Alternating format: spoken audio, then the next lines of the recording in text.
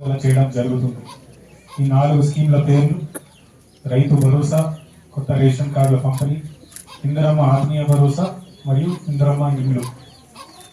So మన విలేజ్లో కూడా, మన గ్రామంలో కూడా గత 10 రోజుల నుంచి సెక్రటరీ గారు కావచ్చు, ఎంపీడీఓ గారు కావచ్చు, తహసీల్దార్ గారు కావచ్చు, ప్రతి ఇంటికి తిరిగి ఎవరు అర్హులు ఎవరు అనర్హులు, వారిని లిస్టులో కరెక్ట్గా ఉన్నారా లేదా, ఏమైనా వేరే కండిషన్స్ అనే వాళ్ళ దగ్గర ఇన్ఎలిజిబిలిటీస్ అవన్నీ వెరిఫై చేసి గ్రామ సభ ముందు పెట్టడం జరిగింది.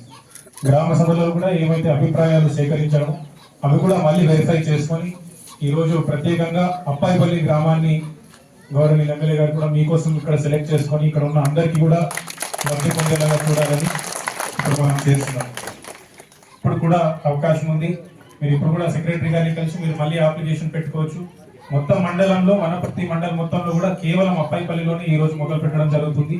వేరే గ్రామాలలో కూడా వచ్చే రోజుల్లో మనం చేస్తాం కాబట్టి ఇక్కడ కూడా ఎవరైనా మిగిలి ఉంటే వాళ్ళని కూడా వచ్చే రోజుల్లో తప్పకుండా కవర్ చేసే ప్రయత్నం పూర్తిగా మనం చేస్తాం.